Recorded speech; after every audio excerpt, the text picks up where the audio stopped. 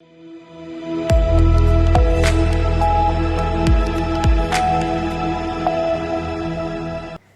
स्वागत है आपका उत्तर प्रदेश बुलेटिन में। आपके साथ मैं हूं श्वेता तिवारी। इस बुलेटिन में बात होगी बदायूं की, जहां रोहिंग्यों और बांग्लादेशियों की पहचान के लिए विशेष चेकिंग अभियान चलाया गया। साथ ही बात होगी गाजियाबाद की, जहां AQI खतरनाक स्तर तक पहुंच गया है। ऐसी ही तमाम खबरों पर आगे विस्तार से करेंगे चर्चा। बदायूं में पुलिस ने बड़े सरकार और छोटे सरकार क्षेत्रों में अवैध रूप से रह रहे रोहिंग्यों, गैर राज्यों और बांग्लादेशियों की पहचान के लिए विशेष चेकिंग अभियान चलाया। वरिष्ठ पुलिस अधीक्षक डॉक्टर ब्रजेश कुमार सिंह के आदेश पर अपर पुलिस अधीक्षक विजयेंद्र द्विवेदी के निर्देशन में कोतवाली क्षेत्र में बाहर से आए अवैध निवासियों की ID और पहचान पत्र जांचे गए। इस दौरान ID प्रूफ रहने वाले व्यक्तियों को उनके गंतव्य पर भेजकर आवश्यक हिदायत दी गई। अभियान में नगर मजिस्ट्रेट सुरेश पाल, क्षेत्राधिकारी नगर रजनीश कुमार उपाध्याय, प्रभारी LIU, प्रभारी निरीक्षक कोतवाली, सिविल लाइंस थाना प्रभारी महिला थाना और अन्य अधिकारी एवं कर्मचारी मौजूद रहे। क्या है पूरा मुद्दा?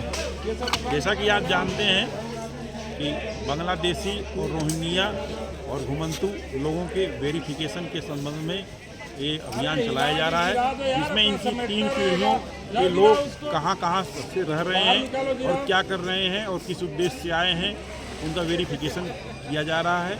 और उनके डॉक्यूमेंट के अलावा उनके पूर्वज परंपरा में 3 पीढ़ी से लोग कहाँ के रहने वाले हैं, ये अभियान चलाया जा रहा है। आज से अभियान शुरू हुआ है और निरंतर ये चलता रहेगा। और उनको ये बताया गया है कि अगर कोई व्यक्ति यहाँ पर अवैध रूप से रह रहा है तो उनको जो है नियमानुसार उनके खिलाफ आवश्यक कार्रवाई की जा रही है और की जाएगी। उनको भी सचेत किया जा रहा है और कुछ लोग अपने आप से जा रहे हैं और जहाँ ये लोग रह रहे हैं वक्त के लोग भी इनको बता रहे हैं कि यहाँ से लोग जाएं और अनावश्यक रूप से जो रह रहे हैं वो यहाँ से चले जाएं।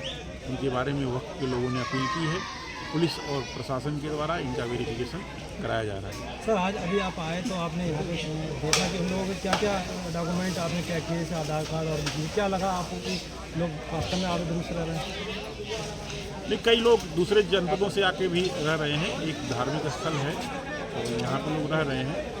बरेली से, शाहजहाँपुर से, गाजियाबाद से कई जनपदों के लोग हैं, तो उनका वेरिफिकेशन हम लोग करा रहे हैं।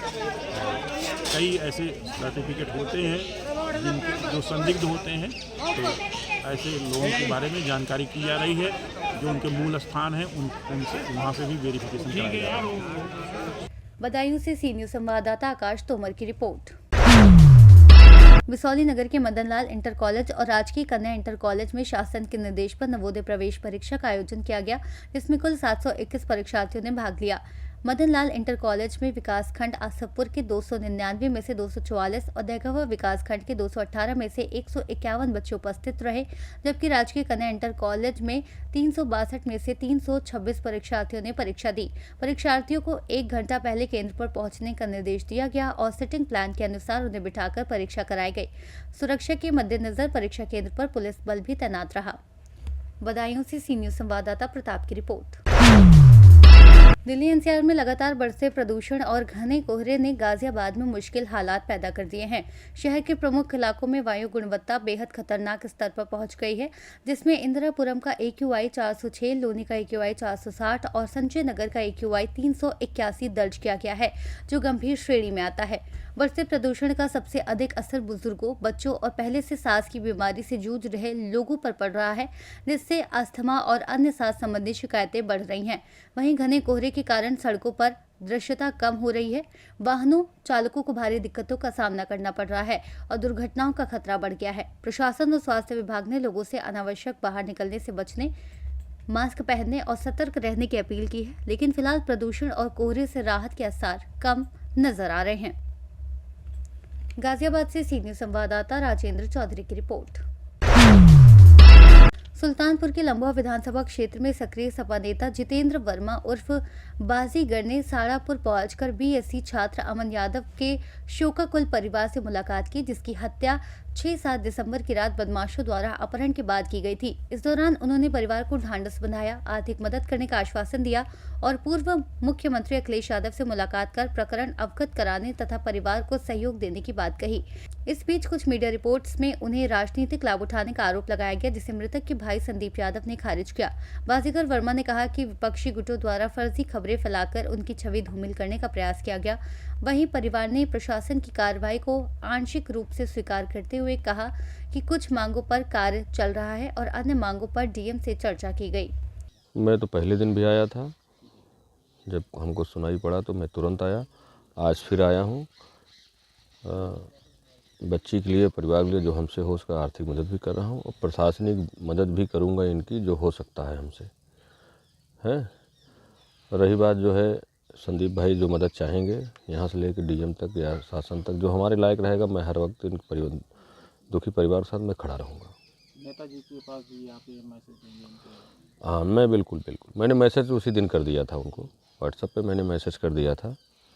और अभी तो हम लोग मिल नहीं पा रहे हैं, SIR का कार्य चल रहा है, तो जिस दिन SIR का काम ख़त्म होगा इनकी बात को वहाँ तक पहुँचाऊँगा और संभवतः मैं इनकी मुलाकात भी करवा दूँ माननीय जी से।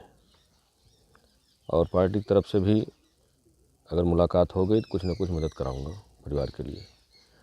इस तरह के अपराध पे क्या कहेंगे? जो भी लोग अपराध किए हैं, बहुत जघन्य किए हैं, ऐसा नहीं करना चाहिए था। और पुलिस प्रशासन भी अगर तुरंत एक्टिव हो जाती तो बच्चा बच जाता। जो आधा घंटा उन लोगों ने लेट किया वही नुकसानदायक हो गया, नहीं तो जान बच जाती।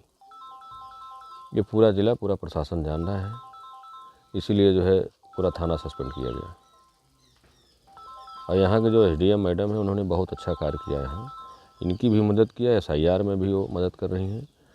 ऐसे अधिकारी अगर ज़िले में आ जाएं तो लोगों को भटकना ना पड़े, तो कहीं उनको जाने की ज़रूरत नहीं पड़ेगी, तो उनको न्याय मिलेगा। मैं तो चाहता हूँ SDM मैडम यहाँ रहें। आवाज़ तक जितना हम लोगों को टेलीफोन करने की ज़रूरत नहीं पड़ती उनके पास, जो दुखी आदमी जाता है उसका कार्य जरूर करती है और सुनती भी है। ओके। क्या नाम है? मेरा नाम संदीप यादव है, मैं अमन का बड़ा भाई हूँ। आप लोगों ने दाह संस्कार कर दिया? हाँ, दाह संस्कार कर दिया है। जो आपकी मांगें थी, क्या उसमें कुछ अभी काम हुआ? जो हमने मांगे रखी थी उसमें से 1-2 पे पूरा काम हुआ है। SDM साहिबा ने उस पर राजी मंदा करके कर दिया है। बाकी हमने जो कुछ मांगे रखी थी उनसे, जैसे कि कुछ आर्थिक सहायता के लिए, वो अभी हम इंतज़ार कर रहे हैं कि डीएम साहब उस पर क्या निर्णय लेते हैं। आज आपके यहाँ क्षेत्र के नेता बाजीगर वर्मा जी आए हैं। जी, क्या कुछ सहायता वगैरह की है? जी, इनकी तरफ से हमें कुछ सहायता मिली है, पीड़ित परिवार को कुछ न कुछ सहायता मिली है। बाकी इनका धन्यवाद करते हैं कि जो हमारे दुखद समय पे ये आए हैं, और हम इनसे उम्मीद भी रखते हैं कि आगे जितना भी कार्य हम करने वाले हैं, जो हम ये बातें आगे तक लेके जाने वाले, वहाँ भी हमारी ये सहायता करें। कुछ इनके खबरें चल रही थी, क्या था वो मामला? जिन्होंने भी वो खबरें चलाई थी वो फेक हैं, क्योंकि हमारे साथ आए थे तो हमारी तकरीबन 5 से 10 मिनट की मुलाकात हुई थी, जो बातें हुई थी सामने हुई थी। बाकी जिस भी मीडिया ने वो चीज़ चलाई थी वो गलत है, जो भी है। सुल्तानपुर से सीनियर संवाददाता वाजिद हुसैन की रिपोर्ट। अम्बेडकर नगर में एक विवादित जमीन पर गैर जनपदीय दबंगों द्वारा बुलडोजर चलाकर एक पूरा मकान ध्वस्त कर देने की घटना ने प्रशासनिक अराजकता की हदें पार कर दी हैं। मकान मालिक और स्थानीय निवासियों के विरोध के बावजूद दबंगों ने पुलिस से बातचीत का बहाना बनाकर 2 बुलडोजरों से मकान गिरा दिया और मौके पर मौजूद पुलिसकर्मी सिर्फ तमाशा देखते रहे, बिना कोई रोक टोक किए।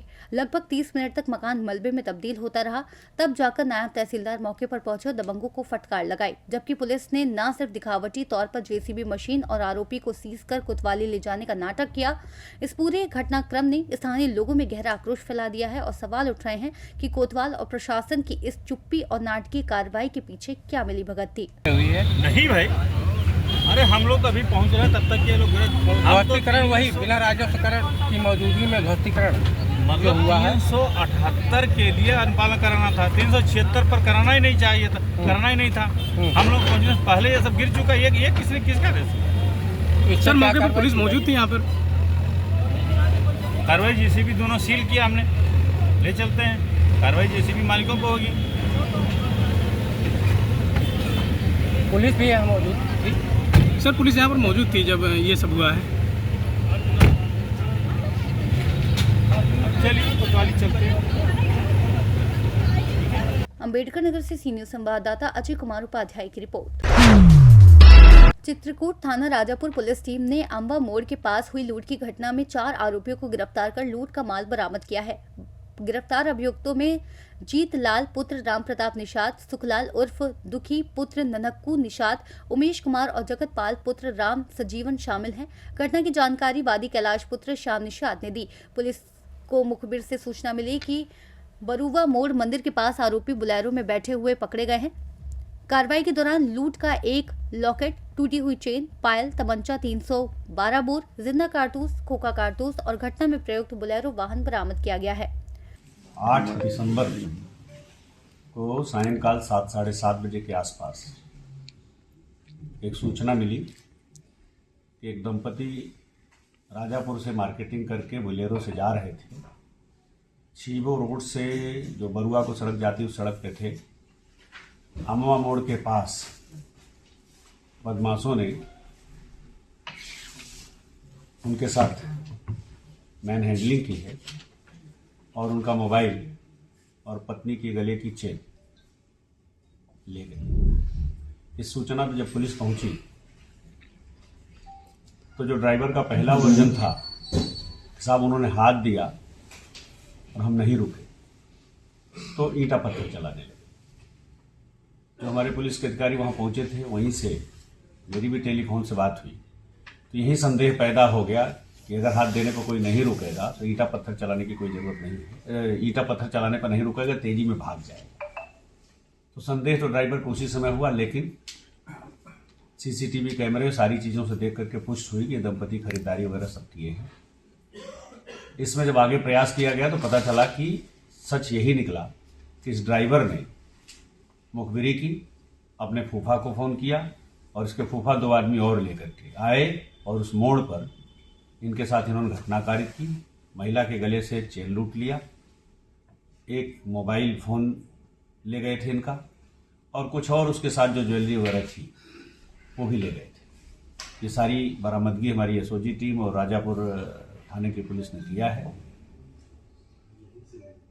इन लोगों के खिलाफ अभी आपराधिक इतिहास की तस्दीक नहीं हुई है, ये फर्स्ट ऑफेंडर दिख रहे हैं, लेकिन आगे भी प्रिवेंटिव के अंतर्गत जो सख्त से सख्त कार्यवाही होगी इस मुकदमे के अलावा भी की जाएगी, क्योंकि एक तरह से अगर ऐसा नहीं किया गया तो आसपास ही इस तरह का अपराध करते रहेंगे और आम जनता को परेशान करेंगे। इसमें बताया जरा कोई एक पीआरडी का भी जवान?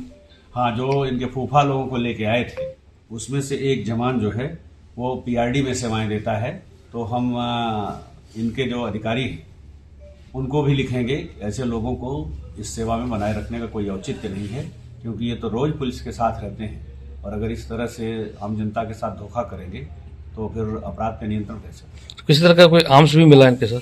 हाँ, इनके जो फूफा आए थे तो ये तमंचा भी लेके आए थे, तो तमंचे की भी रिकवरी होगी। चित्रकूट से सी न्यूज संवाददाता वीरेंद्र सिंह की रिपोर्ट।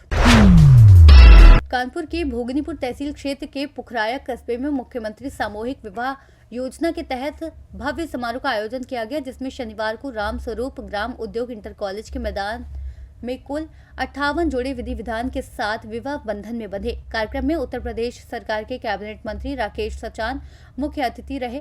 इस समारोह में मलासा, अमरौदा और सरवनखेड़ा ब्लॉक के वर वधुओं ने भाग लिया, जिसमें वैदिक परंपरा के अनुसार 56 हिंदू जोड़ों का विवाह मंत्रोच्चारण के साथ संपन्न कराया गया, जबकि 2 मुस्लिम जोड़ों का निकाह मौलाना द्वारा पढ़वाया गया। विवाह संपन्न होने के बाद नवविवाहित जोड़ों को शासन की ओर से प्रमाण पत्र और उपाय सामग्री भेंट प्रदान की गई और अधिकारियों तथा जनप्रतिनिधियों ने पुष्प वर्षा कर शुभकामनाएं दी। इस अवसर पर न्यायिक ADM Digvijay Singh, Malasa BDO Sanjay Kanaujia, block प्रमुख स्वतंत्र पासवान, अमरौदा बीडीओ सुनील कुमार तिवारी सहित कई प्रशासनिक अधिकारी और जनप्रतिनिधि उपस्थित रहे। क्या नाम है आपका? आकांक्षा। कहाँ से आई हैं? जरैला राम। आज मुख्यमंत्री सामूहिक विवाह योजना में आपकी शादी हुई है, कैसा लग रहा है, क्या महसूस हो रहा है? अच्छा लगा। भैया क्या नाम है आपका? अनुराग नाम है सर। अनुराग जी कहाँ से आए? हम दोरापुर से। आज मुख्यमंत्री सामूहिक विवाह योजना में शादी हुई, क्या कहेंगे आप? बढ़िया कहेंगे सर, और सुविधा भी बढ़िया थी, जैसे कि दहेज का जो सामान है मतलब सब बढ़िया है, जो भी है। क्या कहेंगे? सरकार को अच्छा ही कहेंगे कि अच्छा किया है सरकार ने, तो अच्छा ही कहेंगे भाई। जो सुविधा मिल रही है वो बढ़िया है। बोलो चाहे जो हम पूछेंगे अभी। क्या नाम है आपका? अंजलि, अंजलि, कहाँ से आई हैं आप? मुआना से। आज मुख्यमंत्री सामूहिक विवाह योजना में आप लोगों की शादी हुई है, क्या कहेंगे इस पर? बहुत अच्छी हुई है, अब सामान भी बहुत मिला है, 60,000 रुपये भी आए हैं, 25,000 का सामान भी मिला है। इस मुख्यमंत्री योजना के बारे में क्या कहेंगी आप? अच्छी कहेंगे, बढ़िया। ये वो जो बेटियां थी गरीबों की, वो अब सामूहिक विवाह में वो कर सकती हैं। अब बहुत अच्छे से होता है। और उसे क्या कहते हैं, देखिए आज बहुत ही अच्छा दिन है। भोगनीपुर विधानसभा के मलासा, सरवनखेड़ा और अमरौदा तीनों ब्लॉकों के 58 जोड़ों की सामूहिक शादियां आज यहाँ पर कॉलेज के मैदान में हो रही है, जिसमें हमारे पूरे ज़िले के अधिकारी, हमारी पार्टी के नेता, सारे लोग इकट्ठा हैं। और ये योजना माननीय मुख्यमंत्री सामूहिक विवाह योजना बड़ी महत्वाकांक्षी योजना है, जिससे गांव के तमाम सारे गरीबों की जो लड़कियां थीं उनकी शादी के लिए जो लोग चिंतित रहते थे, उनमें एक बड़ा सहयोग ये होता है। 1 लाख रुपए इस योजना में सरकार ने दिया है। पहले 50,000 था, उसको इस वित्तीय वर्ष में बढ़ा के हम लोगों ने 1 लाख किया है। निश्चित तौर पर इससे हमारे तमाम गांव के गरीबों को की लड़कियों को की शादी, जो वो बड़ा चिंतित रहते थे, सोचते थे कि हम कैसे शादी करेंगे, एक साथ रीति रिवाज के हिसाब से, मंत्रोच्चार के द्वारा, हिंदू रीति रिवाज के हिसाब से शादियों का संपन्न हुआ है। और 2 मुस्लिम जोड़े भी इस कार्यक्रम में सम्मिलित हुए हैं, उनका भी उसी रीति रिवाज से निकाह कराया गया। ये विवाह हुआ है जो, और इसमें से मतलब जो व्यवस्था हमने देखी है बहुत अच्छी व्यवस्था लगी। और ऐसे ही मतलब हर साल मुख्यमंत्री जी से हम यही कहना चाहेंगे कि मतलब और जितना ज़्यादा हो सके और कन्याओं का विवाह करवाएं। और जितना सहयोग वो कर रहे हैं, हमने जितना सहयोग देखा है और जितने यहाँ कार्यकर्ता लगे थे, बहुत ही अच्छे तरीके से सबने काम किया है। और उन्होंने, मुख्यमंत्री जी ने हमारे, तो उन्होंने 1 लाख की मतलब वो कन्या को सहयोग राशि भी दी है, कन्या को वर को दोनों को सामान भी दिया गया है। तो सही है, बहुत ही अच्छा काम किया है, यही कहना चाहेंगे उत्तर प्रदेश सरकार। मैं तो यही कहना चाहूँगा कि अगली बार अगर इस बार 50-51 जो भी कन्याओं की शादी हुई है, अगली बार 251, 351 जितने भी हो सके उतने और ज़्यादा वो करे। अच्छा, एक चीज़ ये बताएं कि पहले समय में जब बेटी पैदा होती थी तो शादी के लिए बहुत परेशानी मिलती। बिल्कुल सही है। और आज मुख्यमंत्री सामूहिक योजना में गरीब से गरीब बेटी की भी शादी धूमधाम से हो रही है, इस पर क्या कहेंगे? देखिए, अब ये तो उनका ये पता नहीं उन्होंने मतलब क्या सोचा है, जो भी सहयोग कर रहे हैं और अच्छी बात ही कर रहे हैं। बाकी अभी तो किसी ने ऐसा चालू नहीं किया था, ठीक है, कि मतलब कन्याओं को मतलब शादी भी करवाएं और उनको धनराशि भी दी जाए, सामान भी दिया जाए, व्यवस्था भी मतलब सारी व्यवस्था, ऐसा कभी हमने सुना नहीं है। बाकी शादी वगैरह होती रही हैं, कई मुख्यमंत्रियों ने शादी भी करवाई है, लेकिन पहली बार ऐसा हमने देखा है कि हमारे मुख्यमंत्री योगी नाथ जी ने बहुत ही अच्छा ये सामूहिक विवाह चालू किया है, जिसमें कि हर कन्याओं को और जिनके कन्याओं के माता पिता हैं उनको सहयोग दिया जा रहा है। बहुत ही अच्छा उन्होंने काम किया है। क्या माना जाए कि गरीबों के लिए योजना? बिल्कुल गरीबों के लिए। कानपुर देहात से सी न्यूज़ संवाददाता संजय तिवारी की रिपोर्ट। फिलहाल उत्तर प्रदेश बुलेटिन में इतना ही। देश और दुनिया की तमाम बड़ी जानकारियों के लिए देखते रहिए सी न्यूज़ भारत।